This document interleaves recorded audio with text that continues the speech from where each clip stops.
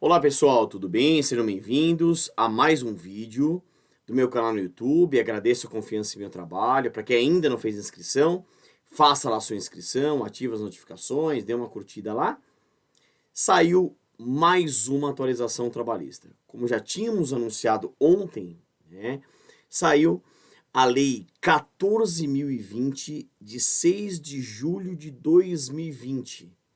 Em tese, a conversão da medida provisória 936/2020 em lei. Aquela medida provisória que criou o Programa Emergencial de Manutenção do Emprego e da Renda, né? Pautada em três grandes ferramentas trabalhistas de enfrentamento da pandemia do novo coronavírus, do Covid-19. O benefício emergencial, a redução proporcional da jornada e do salário e a suspensão temporária do contrato individual de trabalho. Estou com a lei aberta aqui, eu vou fazer a leitura de toda a lei, são reflexões iniciais, só para a gente compreender todas as regras, o que aconteceu. Estou aqui, a mensagem de veto, os argumentos não aparecem nesse momento, depois eu vou gravar um outro vídeo comentando o veto. Tá? Então aqui é para comentar essa lei e trazermos aqui reflexões iniciais. Como eu sempre falo, pessoal, essa é a primeira parte do estudo quando sai uma lei nova. É a leitura de toda a lei. Quer dizer, você faz uma leitura, é o que a gente vai fazer, dá trabalho, mas tem que fazer, para a gente começar a trazer e pensar em reflexões iniciais. Mas é isso, eu procuro utilizar, e tá aqui embaixo, tanto o meu Instagram quanto o meu canal no YouTube, para trazer tudo que vem ocorrendo aí na área trabalhista. A ideia é a gente ter essas ferramentas como lugares gratuitos, vamos dizer assim, de obtenção de informações importantes.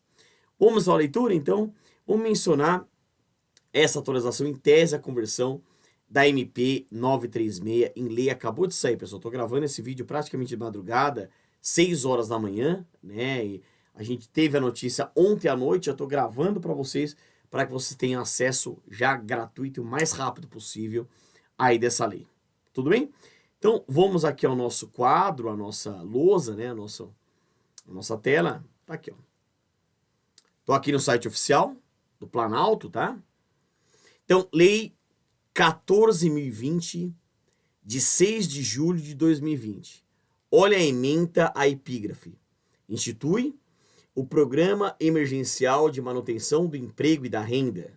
O nome mantiveram, um Programa Emergencial de Manutenção do Emprego e da Renda, dispõe sobre medidas complementares para enfrentamento do estado de calamidade pública, reconhecido pelo Decreto Legislativo número 6, de 20 de março de 2020. Então, realmente, esse decreto legislativo foi ele que estipulou o estado de calamidade pública e da emergência de saúde pública de importância internacional decorrente do coronavírus, de que trata a Lei 13.979, de 6 de fevereiro de 2020, quer dizer, essa talvez foi a primeira lei no Brasil de enfrentamento em várias áreas desse estado de calamidade pública, altera as leis 8.203/91, que é a Lei de Benefícios, 10.101 de 2000, 12.546 de 2011, 10.865 de 2004,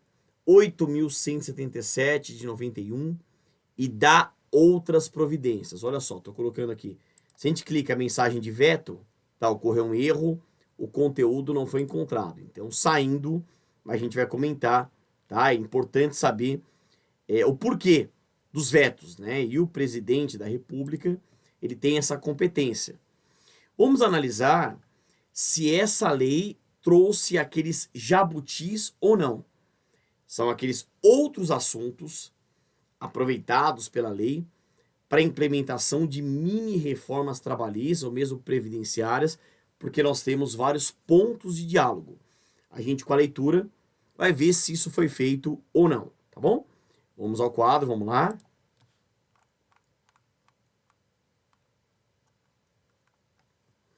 Capítulo 1. Disposições preliminares. Artigo 1º. Essa lei institui o Programa Emergencial de Manutenção do Emprego e da Renda e dispõe sobre medidas complementares para enfrentamento do estado de calamidade pública, reconhecido pelo Decreto Legislativo número 6, de 20 de março de 2020, e da emergência de saúde pública de importância internacional decorrente do coronavírus, de que trata a Lei 13.979, de 6 de fevereiro de 2020. Vamos lá, capítulo 2. Do Programa Emergencial de Manutenção do Emprego e da Renda. Seção 1, perceba aqui, eles mantiveram realmente muitos pontos, o que seria natural, da MP 936. Seção 1. Da instituição dos objetivos e das medidas do Programa Emergencial de Manutenção do Emprego e da Renda. Artigo 2º. Fica instituído o Programa Emergencial de Manutenção do Emprego e da Renda com aplicação durante o estado de calamidade pública, a que se refere ao artigo 1º dessa lei, e com os seguintes objetivos. Então, eles mantiveram aqui, pessoal, os objetivos da medida provisória 936. E quais foram? Vamos lá. Preservar o emprego e a renda, garantir a continuidade das atividades laborais e empresariais, até com base no princípio da continuidade da relação de emprego, que foi alinhavado pelo saudoso jurista uruguaio Américo Plá Rodrigues, e reduzir o impacto social decorrente das consequências do estado de calamidade pública e da emergência de saúde pública. E aí, vamos lá. Quais foram as medidas? Mantiveram as medidas. São medidas do Programa Emergencial de Manutenção do Emprego e da Renda, o pagamento do benefício emergencial de preservação do emprego e da renda, a redução proporcional de jornada de trabalho e de salário e a suspensão temporária do contrato de trabalho. Realmente mantiveram esse tripé, né? Seria a teoria tridimensional. As três dimensões, as três medidas do Programa Emergencial de Manutenção do Emprego e da Renda.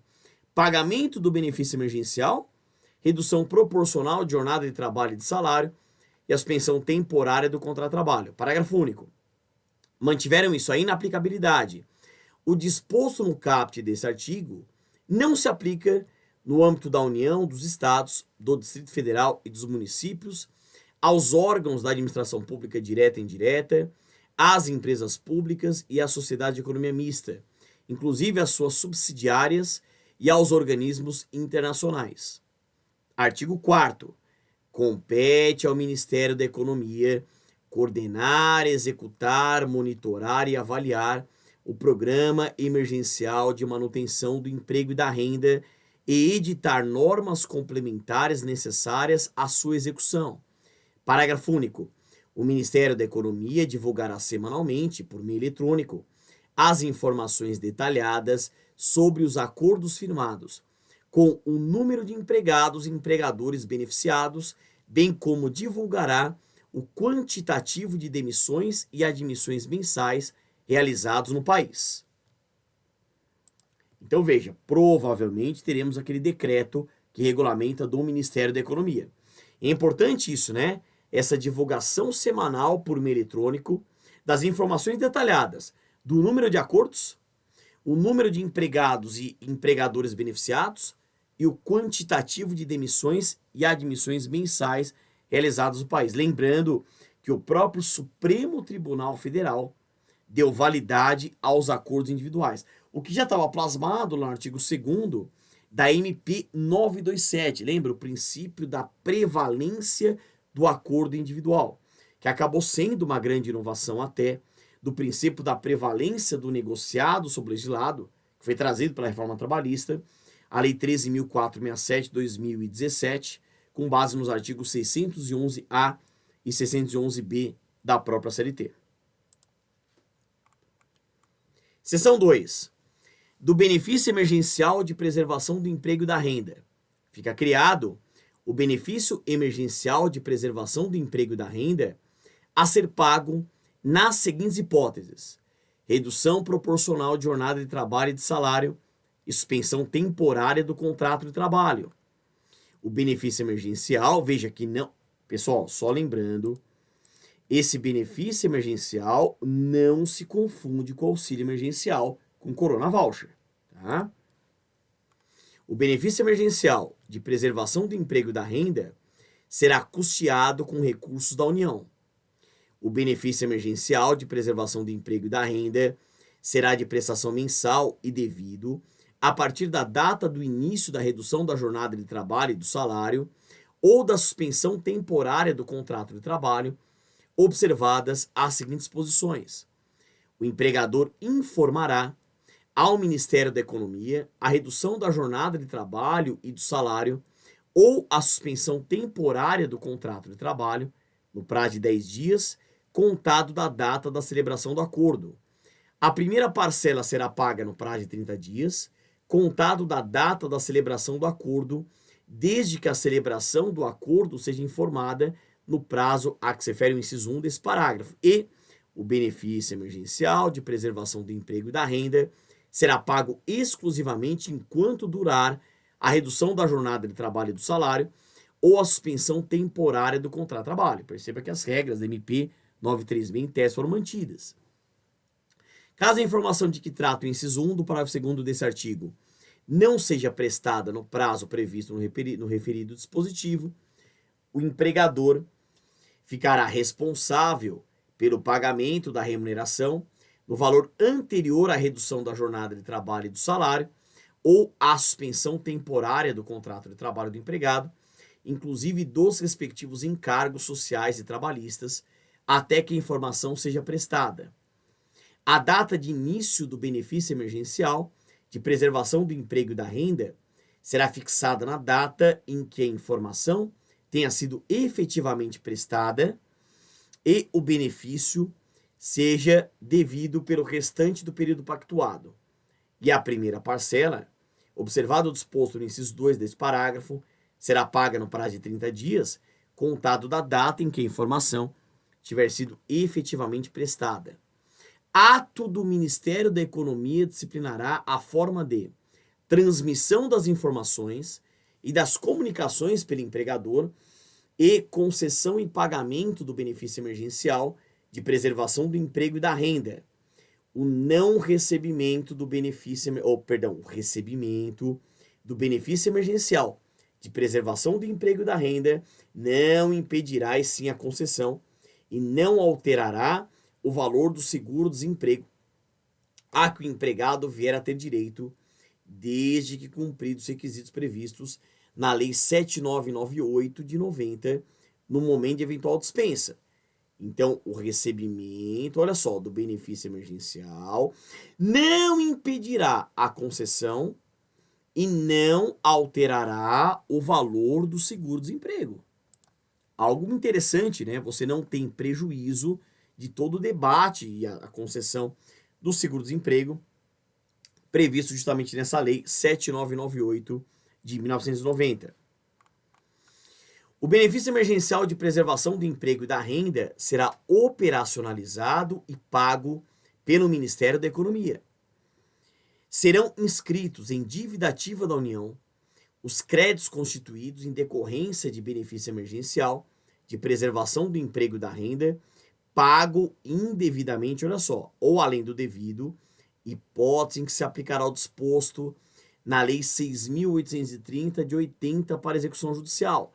Que lei é essa, pessoal? Lembrando que essa lei é a Lei de Execução Fiscal. Tá? Inclusive, uma curiosidade, ela é aplicada de maneira subsidiária na execução trabalhista, com base no artigo 889 da CLT.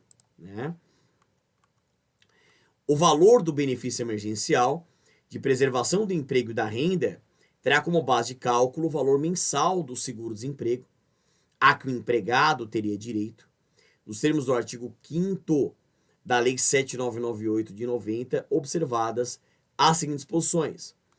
Na hipótese de redução de jornada de trabalho e de salário, será calculado aplicando-se sobre a base de cálculo o percentual de redução e na hipótese de suspensão temporária do contrato de trabalho, terá valor mensal equivalente a 100% do valor do seguro-desemprego a que o empregado teria direito, na hipótese prevista no caput do artigo 8º dessa lei, ou equivalente a 70% do valor do seguro-desemprego a que o empregado teria direito na hipótese prevista no parágrafo 5º do artigo 8º dessa lei. O benefício emergencial de preservação do emprego e da renda será pago ao empregado independentemente do cumprimento de qualquer período aquisitivo, tempo de vínculo empregatício e número de salários recebidos. Olha só.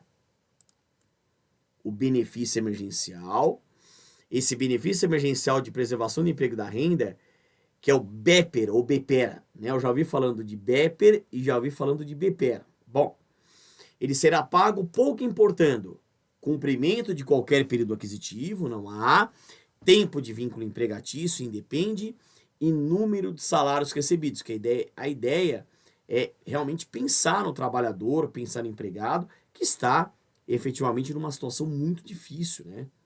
Então, há um certo debate, mas muitos entendem que 5 milhões de empregos foram afetados direto e indiretamente durante esse período de pandemia. Mais de 3 milhões de acordos individuais foram entabulados à luz das medidas provisórias. Agora temos a lei, né? Então, é a lei 14.020. Então, realmente, é uma situação muito difícil. E qual que é o desafio? Como ter razoabilidade, proporcionalidade, ponderação de interesses, sopesamento de valores, regras de calibragem, né, nesse período. Vamos lá. O benefício emergencial de preservação do emprego e da renda não será devido ao empregado que esteja. Então, quem que não tem direito? Ocupando cargo em emprego público ou cargo em comissão de livre nomeação e exoneração, ou seja, titular de mandato eletivo ou em gozo de benefício de prestação continuada do regime geral de previdência social ou dos regimes próprios de previdência social, ressalvado o disposto no parágrafo único do artigo 124 da Lei 8.213, do seguro-desemprego em qualquer de suas modalidades e da Bolsa de Qualificação Profissional, de que trata o artigo 2º-A da Lei 7.998 de 90. Então, olha só. Quais são as exclusões? Quem que não tem direito? Ocupando cargo ou emprego público ou cargo em comissão de livre nomeação e exoneração. Titular de mandato eletivo, em gozo de benefício de prestação continuada do regime geral de previdência social ou dos regimes próprios de previdência social. Do seguro-desemprego, também não tem direito, e da Bolsa de Qualificação Profissional. Então, volta, olha só. Quem tiver com seguro-desemprego não tem direito. Mas isso não prejudica o valor do bem. Aqui, ó. O recebimento do bem não impedirá a concessão e não alterará o valor do seguro-desemprego no momento de eventual dispensa. Tá? Mas quem tiver ainda trabalhando, aqui, ó, não será devido ao empregado que esteja. Se ele está recebendo seguro-desemprego em qualquer de suas modalidades, ele não vai ter direito ao benefício emergencial. Então é óbvio, a lei procurou trazer um direito não prejudicando o outro, mas evitando a acumulação, que ele receba ambos os benefícios. O empregado com mais de um vínculo formal de emprego poderá receber cumulativamente um benefício emergencial de preservação do emprego e da renda para cada vínculo com redução proporcional de jornada de trabalho e de salário ou com suspensão temporária do contrato de trabalho, observado o valor previsto no caput do artigo 18 e o disposto no parágrafo 3º do artigo 18, se houver vínculo na modalidade contrato intermitente, nos termos do parágrafo 3º do artigo 443 da CLT. Quer dizer, quem tem mais de um vínculo formal pode receber cumulativamente um benefício para cada vínculo. Se houver vínculo na modalidade do contrato intermitente. Quer dizer, lembra que o contrato intermitente é aquele que foi criado, embora haja muita discussão, que ele precarizou direitos e tudo mais, mas lembra, no sentido de fomentar a iniciativa privada, a criação de pós-trabalho, movimentar a economia. Então, nessa ideia do contrato intermitente, nós temos a possibilidade do recebimento de mais de um benefício emergencial, esse BEPER ou BEPERA. Tá? Nos casos em que o cálculo do benefício emergencial resultar em valores decimais, o valor a ser pago deverá ser arredondado para a unidade inteira imediatamente superior. Muito bem. Seção 3. Da redução proporcional de jornada de trabalho e de salário. Vamos ler para ver se mantiveram as regras ou não. Olha só. Artigo 7º. Durante o estado de calamidade pública, a que se refere ao artigo 1º desta lei, o empregador poderá acordar a redução proporcional de jornada de trabalho e de salário de seus empregados, de forma, olha só, isso aqui eles mudaram, hein? De forma setorial, departamental, parcial ou na totalidade dos postos de trabalho por até 90 dias, mantiverem-se por até 90 dias, prorrogáveis por prazo determinado em ato do Poder Executivo, observados os seguintes requisitos. Então, veja. O que eles alteraram, pessoal? Isso não tinha. De forma setorial, departamental, parcial ou na totalidade dos postos de trabalho. Então, não precisa ser para todo mundo. Pode ser setorial, departamento, parcial ou total. E aí você tem 90 dias, prorrogáveis por prazo determinado por ato executivo, com quais requisitos? Preservação do valor do salário hora de trabalho, pactuação, conforme disposto nos artigos 11 e 12 dessa lei, por convenção coletiva de trabalho, acordo coletivo de trabalho, ou, como eu disse, o acordo individual, que era o que o Supremo ele já tinha definido. Entre empregado e empregador, e validou, né? E na hipótese de pactuação por acordo individual escrito, encaminhamento da proposta de acordo ao empregado com antecedência de, no mínimo, 2 dias corridos e redução da jornada de trabalho e do salário exclusivamente nos seguintes percentuais: 25%, 50% e 70% mantiveram os percentuais. A jornada de trabalho e o salário pago anteriormente serão restabelecidos no prazo de 2 dias corridos, contado da cessação do estado de calamidade pública, data estabelecida como termo de encerramento do período de redução pactuado ou data de comunicação do empregador que informe ao empregado sua decisão de antecipar o fim do período de redução pactuado. Durante o período de redução proporcional de jornada de trabalho e de salário, a contribuição de que trata o artigo 20 da Lei 8.212 e o artigo 28 da Emenda Constitucional 103 poderá ser complementada na forma do artigo 20 dessa lei.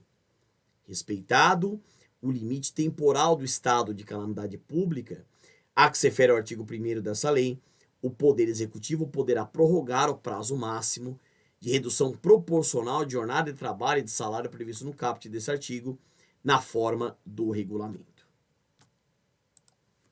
Perceba como é uma lei cheia de detalhes. Eu estou fazendo apenas reflexões iniciais de uma leitura.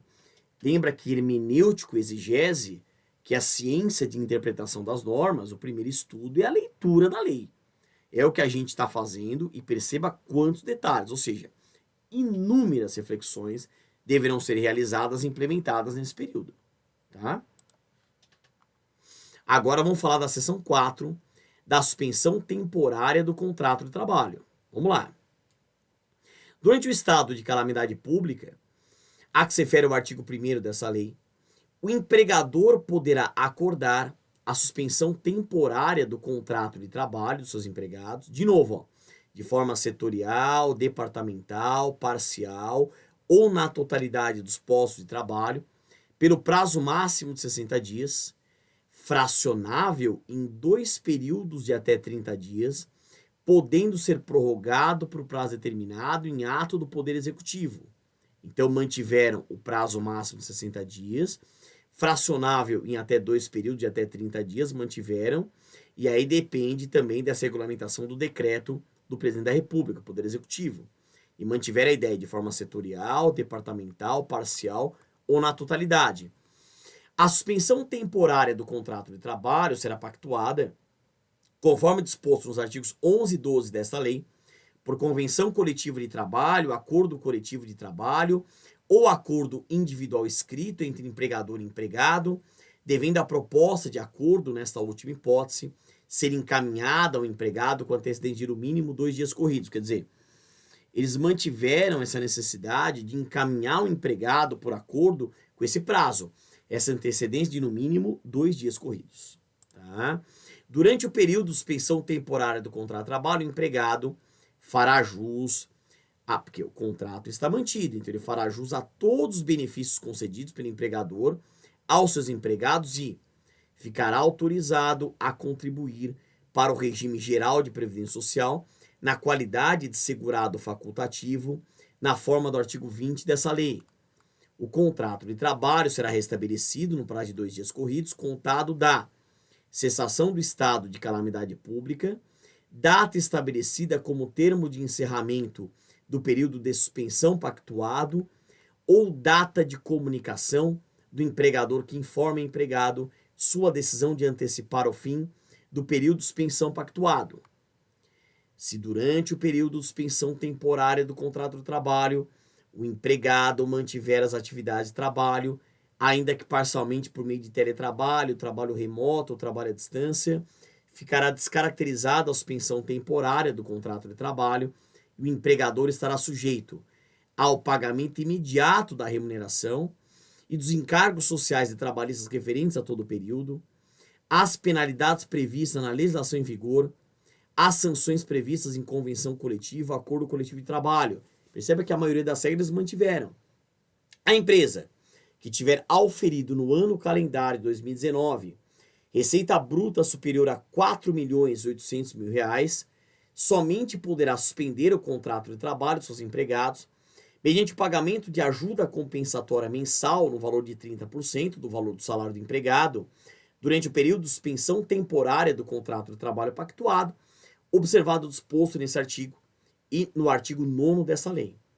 Respeitado o limite temporal do estado de calamidade pública a que se refere ao artigo 1º dessa lei, o Poder Executivo poderá prorrogar o prazo máximo de suspensão temporária do contrato de trabalho previsto no caput desse artigo na forma do regulamento.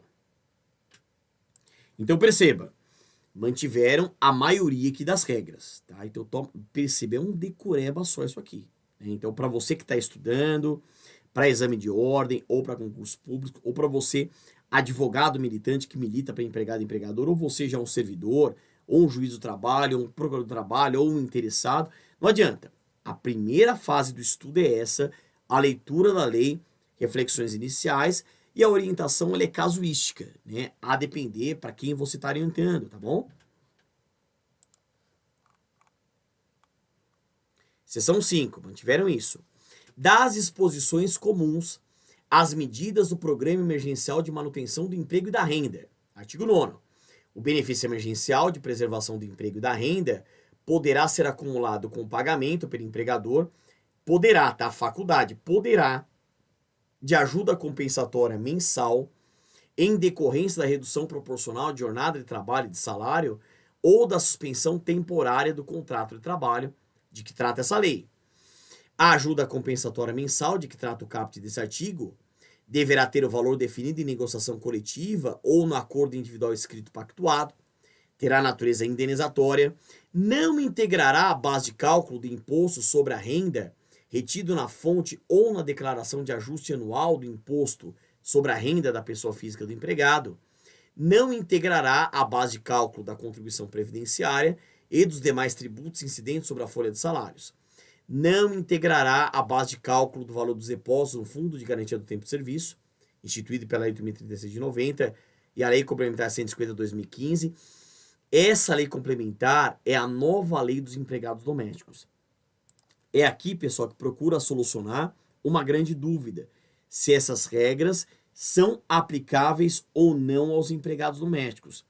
Eu particularmente entendo que sim, data máxima vênia.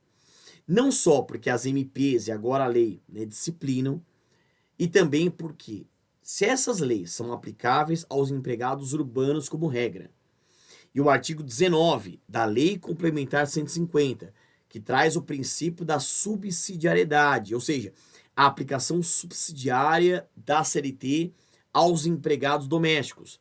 Eu tenho todo um regramento aplicável aos empregados urbanos, Então, portanto, em hermenêutico exegese, numa interpretação sistemática, teleológica e analógica, eu entendo cabível a aplicação dessas regras aos empregados domésticos. Poderá ser considerada despesa operacional, dedutível na determinação do lucro real e da base de cálculo da contribuição social sobre o lucro líquido, CSLL, das pessoas jurídicas tributadas pelo lucro real. Na hipótese de redução proporcional de jornada de trabalho e de salário, a ajuda compensatória prevista no caput desse artigo não integrará o salário devido pelo empregador e observará o disposto no parágrafo 1º desse artigo. O disposto no inciso 6 do parágrafo 1º desse artigo aplica-se às ajudas compensatórias mensais pagas a partir do mês de abril de 2020. E aí mantiveram aqui, pessoal. O que eu vou ler agora, há muito debate se isso é uma estabilidade ou garantia de emprego, partindo da premissa daquela diferenciação pela doutrina mais aprofundada. Então aqui a lei fez questão de trazer garantia provisória no emprego. Olha só. Fica reconhecida a garantia provisória no emprego ao empregado que receber o benefício emergencial de preservação do emprego e da renda, previsto no artigo 5º dessa lei, em decorrência da redução da jornada de trabalho e do salário, ou da suspensão temporária do contrato de trabalho de que trata essa lei, nos seguintes termos: durante o período pactuado de redução da jornada de trabalho e do salário, ou de suspensão temporária do contrato de trabalho, e após o restabelecimento da jornada de trabalho e do salário, ou do encerramento da suspensão temporária do contrato de trabalho, lembra, mantiveram isso, pelo período equivalente ao acordado para a redução ou a suspensão. E olha só, aqui é uma novidade. Então eles mantiveram a garantia de emprego pelo período e o equivalente. E aí uma dúvida que nós tínhamos.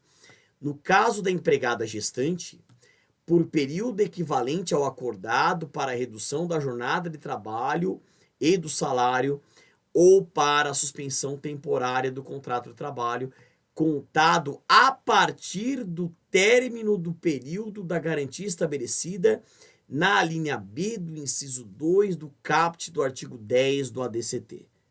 Então, resolvemos a dúvida se essa garantia era aplicável ou não empregada gestante. Aplicável.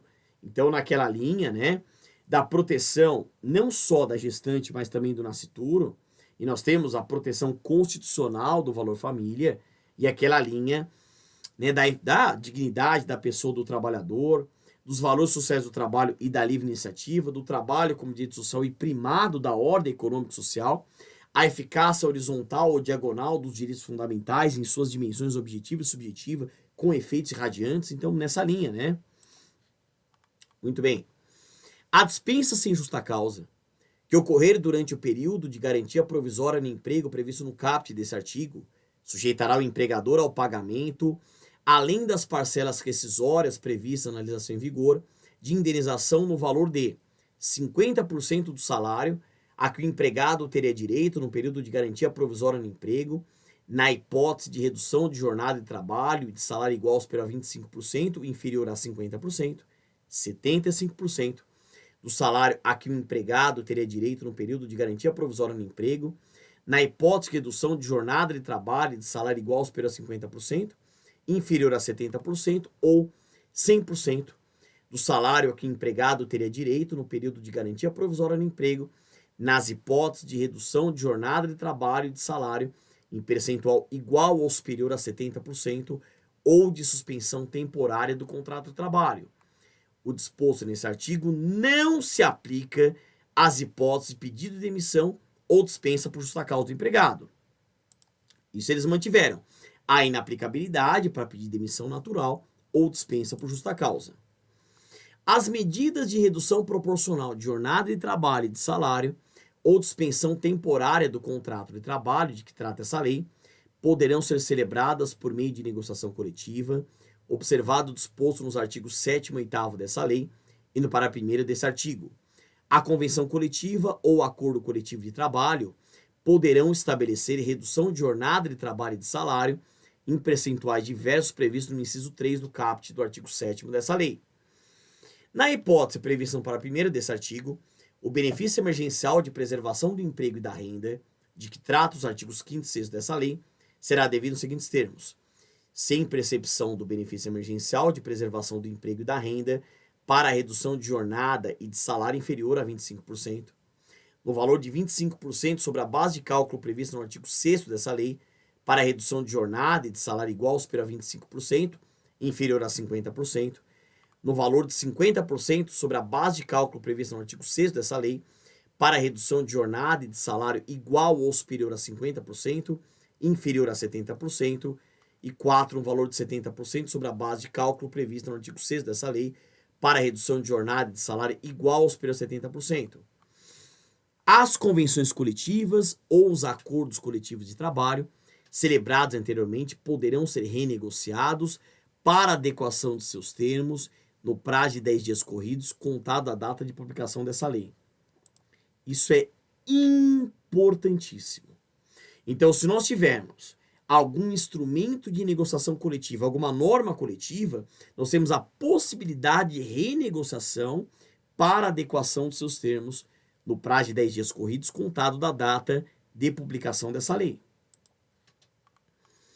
As medidas de que trata o artigo 3º dessa lei serão implementadas por meio de acordo individual escrito ou de negociação coletiva aos empregados. Olha só, cuidado, hein? Nós tivemos algum tipo de alteração aqui, com salário igual ou inferior a R$ 2.090, na hipótese de o empregado terá oferido no ano calendário 2019 receita bruta superior a 4.800.000, com salário igual ou inferior a 3.135. Na hipótese de o empregado terá oferido no ano calendário de 2019 receita bruta igual ou inferior a 4.800.000 reais, ou portadores, vou deixar aqui para vocês lerem, ou portadores de diploma de nível superior e que percebam um salário mensal igual ou superior a 2 vezes o limite máximo dos benefícios do regime geral de previdência social. Para os empregados não enquadrados no caput desse artigo, as medidas de que trata o artigo 3º dessa lei somente poderão ser estabelecidas por convenção coletiva ou acordo coletivo de trabalho, salvo nas seguintes hipóteses, nas quais se admite a pactuação por acordo individual escrito. Olha só quantas regras nós temos, né? Redução proporcional de jornada de trabalho e de salário de 25%, prevista na linha A do inciso 3 do caput do artigo 7º dessa lei. Redução proporcional de jornada de trabalho e de salário ou suspensão temporária do contrato de trabalho quando do acordo não resultar diminuição do valor total recebido mensalmente pelo empregado, incluídos neste valor o benefício emergencial de preservação do emprego e da renda, a ajuda compensatória mensal, em caso de redução da jornada, o salário pago pelo empregador em razão das horas de trabalho, para os empregados que se encontrem em gozo do benefício de aposentadoria, a implementação das medidas de redução proporcional de jornada de trabalho e de salário ou suspensão temporária do contrato de trabalho por acordo individual escrito somente será admitida quando, além do enquadramento de alguma das hipóteses de autorização do acordo individual de trabalho prevista no caput ou no parágrafo 1º desse artigo, houver o pagamento pelo empregador de ajuda compensatória mensal, observado o disposto no artigo 9º dessa lei, e as seguintes condições. O valor da ajuda compensatória mensal a que se refere esse parágrafo deverá ser, no mínimo, equivalente ao do benefício que o empregado receberia se não houvesse a vedação prevista na linha A do inciso 2 do parágrafo 2º do artigo 6º dessa lei. Na hipótese de empresa que se enquadre no parágrafo 5º do artigo 8º dessa lei, o total pago a título de ajuda compensatória mensal deverá ser, no mínimo, igual à soma do valor previsto naquele dispositivo, com o valor mínimo previsto no inciso 1 desse parágrafo. Quer dizer, essa parte aqui procurou solucionar se empregado que está gozando de aposentadoria, ele tem direito à implementação das medidas ou não. Ele tem direito, mas observados esses requisitos. Tá? Os atos necessários à pactuação dos acordos individuais escritos, de que trata esse artigo, poderão ser realizados por quaisquer meios físicos ou eletrônicos eficazes. Então, eu estou falando aqui de quaisquer meios físicos ou eletrônicos eficazes. Pessoal, a tecnologia ela veio para ficar E aqui não seria diferente, tá? Então veja o quanto a lei está ampliando essa forma, né? Os atos necessários à pactuação, à comunicação. Né? Os acordos individuais de redução de jornada de trabalho e de salário ou suspensão temporária do contrato de trabalho, pactuados nos termos dessa lei, deverão ser comunicados pelos empregadores ao respectivo sindicato da categoria profissional no prazo de até 10 dias corridos, contado da data de sua celebração. Por mais que o próprio Supremo Tribunal Federal deu muita força aos acordos individuais, mas ainda assim nós temos uma necessidade importantíssima de comunicar ao sindicato, né? Pessoal, é fundamental a preservação da estrutura sindical brasileira, no sentido de manutenção de sindicatos, federações e confederações. E lembra do artigo 8º, 3 da Constituição, que cabe aos sindicatos, né, a defesa dos direitos e interesses coletivos ou individuais da categoria, inclusive em questões judiciais ou administrativas. Se após a pactuação de acordo individual, na forma desse artigo, houver a celebração de convenção coletiva ou acordo coletivo de trabalho, com cláusulas conflitantes com as do acordo individual, deverão ser observadas as seguintes regras. A aplicação das condições estabelecidas no acordo individual em relação ao período anterior ao da negociação coletiva, a partir da entrada em vigor da convenção coletiva ou do acordo coletivo de trabalho, a prevalência das condições estipuladas na negociação coletiva, naquilo em que conflitarem com as condições estipuladas no acordo individual. Pessoal, aqui nós temos, primeiro, regras de direito intertemporal. E segundo, todo aquele debate se aplica à teoria do conglobamento, à teoria da acumulação ou à teoria do conglobamento mitigado. Então aqui nós temos justamente esse debate. Quando as condições do acordo individual forem mais favoráveis ao trabalhador, prevalecerão sobre a negociação coletiva. Quer dizer, de certa forma, eu continuo aplicando aqui o princípio da norma mais favorável, também alinhavado pelo saudoso jurista uruguaio Américo Plá Rodrigues. A redução proporcional, artigo 13, a redução proporcional de jornada de trabalho e de salário ou a suspensão temporária do contrato de trabalho, quando adotadas, deverão resguardar o exercício e o funcionamento dos serviços públicos e das atividades essenciais de que tratam a Lei 7783 de 89 e a Lei 13.979 de 2020. Artigo 14. As irregularidades constatadas pela Auditoria Fiscal do Trabalho quanto aos acordos de redução proporcional de jornada de trabalho e de salário ou de suspensão temporária do contrato de trabalho de que trata essa lei, sujeitam os infratores à multa prevista no artigo 25 da Lei 7998 de 90. O processo de fiscalização, de notificação, de autuação e de imposição de multas decorrentes aqui dessa lei observará o disposto no título 7 da CLT, aprovada pelo decreto 54/4243, não se aplicando mantiverem isso o critério da dupla visita. O disposto nessa lei aplica-se aos contratos de trabalho de aprendizagem e aos de jornada parcial. Pessoal, aqui era uma outra dúvida que a lei procurou solucionar. Eu aplico isso à aprendizagem e aplico isso a quem possui jornada parcial. Tá? Artigo 16.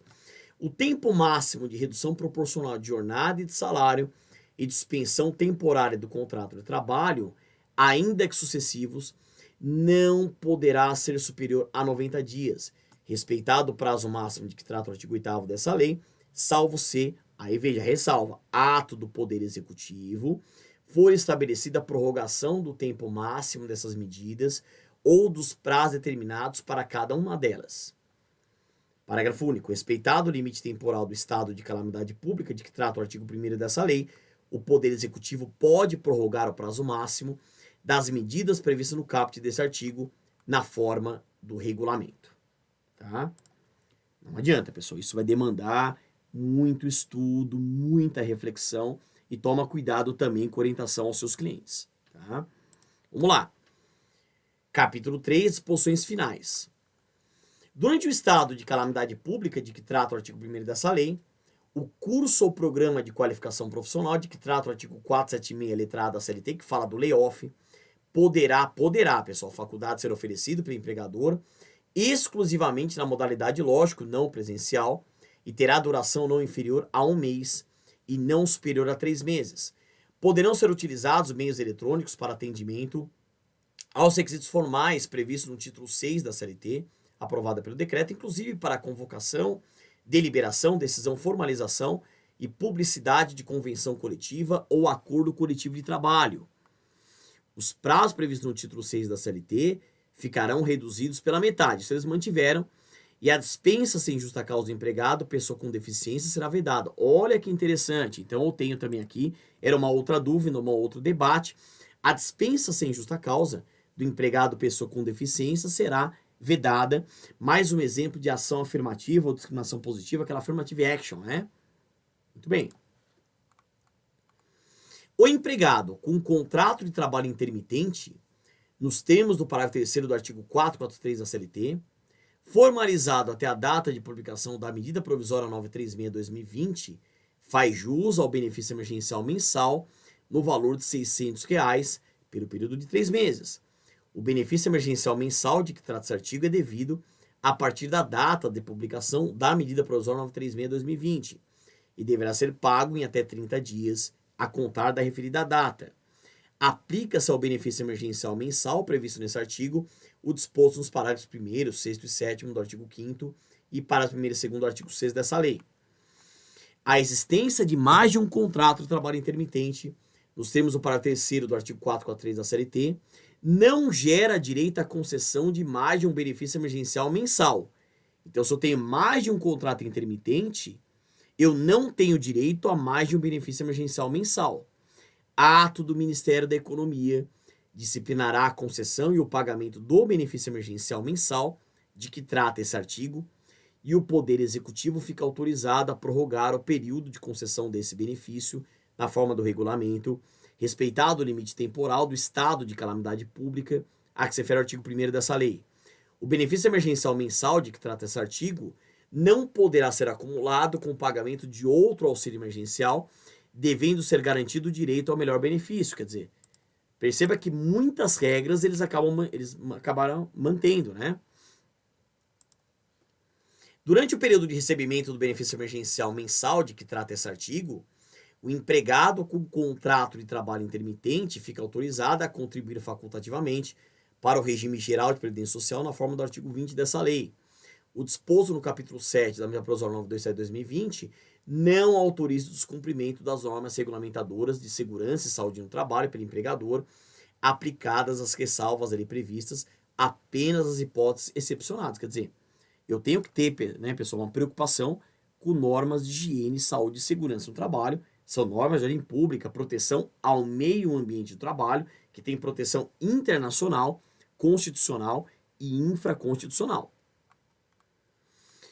Ressalvado o disposto na linha B do inciso 2 do parágrafo 2º do artigo 21 da Lei 8.212, 91, que é a Lei de Custeio da Previdência Social, as alíquotas das contribuições facultativas de que trata o parágrafo 2º do artigo 7º, o inciso 2 do parágrafo 2º do artigo 8º e o parágrafo 6 do artigo 18 dessa lei serão de 7,5% para valor de até um salário mínimo, 9% para valores acima de um salário mínimo até 2.089,60, 12% para valores de 2.089,61 até 3.134,40 e 14% para valores de 3.134,41 até o limite de 6.101,06 centavos. As contribuições que trata o caput desse artigo devem ser recolhidas por iniciativa própria do segurado até o dia 15 do mês seguinte ao ano da competência. Na hipótese de suspensão temporária do contrato de trabalho, as alíquotas previstas nos incisos 1, 2, 3 e 4 do caput desse artigo serão aplicadas de forma progressiva sobre o valor declarado pelo segurado, observados os limites mínimo e máximo a que se refere os parágrafos 3º e 5º do artigo 28 da Lei 8.212, incidindo cada alíquota sobre a faixa de valores compreendida nos respectivos limites. Na hipótese de redução proporcional de jornada de trabalho e de salário, e na hipótese que trata o artigo 18 dessa lei, as alíquotas previstas nos incisos 1, 2, 3 e 4 do caput desse artigo serão aplicadas de forma progressiva sobre a faixa de valores compreendida nos respectivos limites, incidindo sobre o somatório da remuneração declarada na forma do inciso 4 do caput do artigo 32 da Lei 8.212 e do valor declarado pelo segurado, observados os limites previstos nos parágrafos 3º e 5º do artigo 28 da Lei 8.212, a incidência das alíquotas dos incisos 1, 2, 3 e 4 do caput desse artigo, primeiramente sobre a remuneração, em seguida sobre o valor declarado, o recolhimento apenas das alíquotas incidentes sobre o valor declarado pelo segurado, sem prejuízo da contribuição de que tratam o artigo 20 da Lei 8.212 e artigo 28 da Emenda Constitucional 103. Não recebida a informação de que trata o inciso 4 do caput do artigo 32 da Lei 8.212, a tempo de ser calculada e paga a contribuição no valor de que trata para o primeiro desse artigo, será considerado provisoriamente como remuneração, para fins do disposto no parágrafo 3º desse artigo, o valor da remuneração anterior à redução proporcional de jornada de trabalho menos o valor da redução remuneratória pactuada, ou no caso do empregado com contrato de trabalho intermitente, será considerado que não houve remuneração. Recebida a informação de remuneração de que trata o inciso 4 do caput do artigo 32 da Lei 8.212, após requerimento de contribuição facultativa na forma do parágrafo 4º desse artigo, a contribuição incidente sobre o valor declarado será recalculada, considerados o critério disposto no parágrafo 3º desse artigo, e os limites que tratam os parágrafos 3º e 5º do artigo 28 da Lei 8.212, e eventual excedente deverá ser devolvido ao segurado autorizado pela variação do Índice Nacional de Preço ao Consumidor, o INPC, ou em caso de insuficiência do valor recolhido para o salário de contribuição reconhecido, o segurado deve ser notificado para complementação facultativa na forma do regulamento. Os valores previstos nos incisos 1, 2, 3 e 4 do caput desse artigo serão reajustados a partir da data de entrada em vigor dessa lei, na mesma data e com o mesmo índice em que se der o reajuste dos benefícios do regime geral de previdência social, ressalvados aqueles vinculados ao salário mínimo, aos quais se aplica a legislação específica. Será devolvido ao segurado, no prazo de até 60 dias, contados da data de publicação dessa lei, o valor correspondente à diferença entre as contribuições eventualmente recolhidas, com fundamento no inciso 2 do parágrafo 2º do artigo 8º da medida provisória 936 de 2020 e no caput ou inciso 1 do parágrafo 2º do artigo 21 da Lei 8.212 e as contribuições devidas com fundamento nesse artigo, atualizado pela variação do INPC. Considera-se salário de contribuição, além das parcelas de que tratam os incisos 1, 2 e 4 do caput do artigo 28 da Lei 8.212, o valor declarado e objeto de recolhimento pelo segurado na forma do artigo 20 dessa lei, observado o limite máximo que se refere ao parágrafo 5º do artigo 28 da Lei 8.212. A empregada gestante, inclusive a doméstica, artigo 22 aqui da lei, poderá participar do Programa Emergencial de Manutenção do Emprego e da Renda, observadas as condições estabelecidas nessa lei. Então tá aqui, é uma dúvida que eu falei, que procurou solucionar, a empregada gestante, inclusive a doméstica, tá? Ocorrido o evento caracterizador do início do benefício de salário maternidade, nos termos do artigo 71 da Lei 8.213, o empregador deverá efetuar a imediata comunicação ao Ministério da Economia, nos termos estabelecidos no ato de que trata o parágrafo 4º do artigo 5º dessa lei.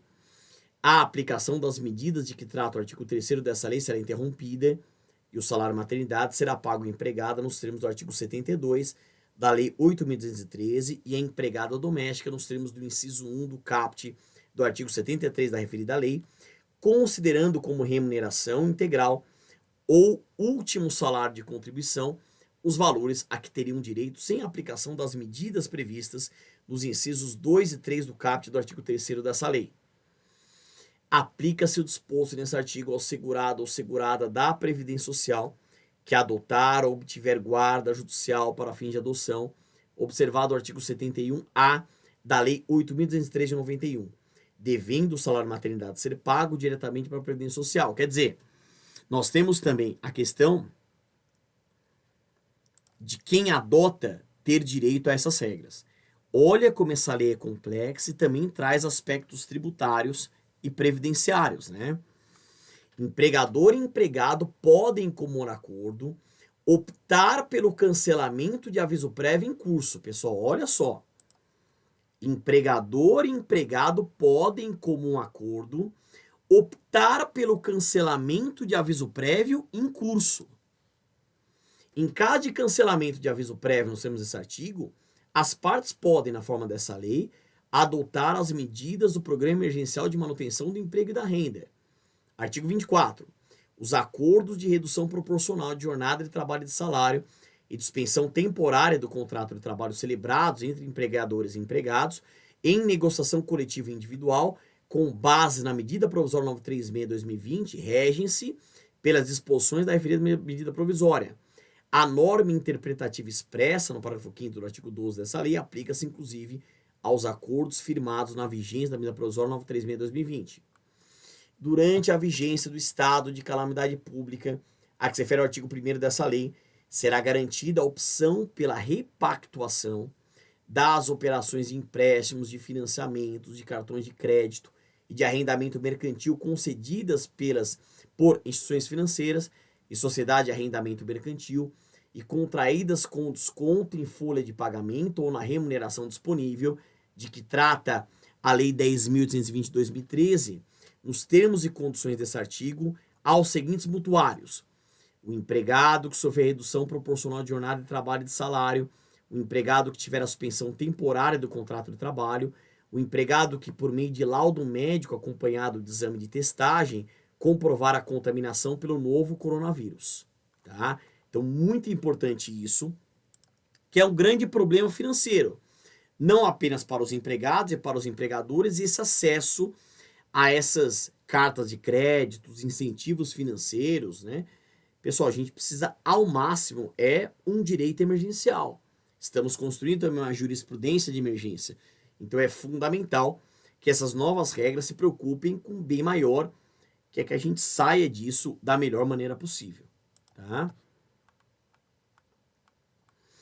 Na hipótese de repactuação, será garantido o direito à redução das prestações referidas no artigo 1º da Lei 10.820/2013, na mesma proporção de sua redução salarial para os mutuários de que trata o inciso 1 do caput desse artigo. Será garantido prazo de carência de até 90 dias à escolha do mutuário. As condições financeiras de juros, encargos remuneratórios e garantias serão mantidas, salvo no caso em que a instituição consignatária entenda pertinente a diminuição de tais juros e demais encargos remuneratórios. Artigo 26.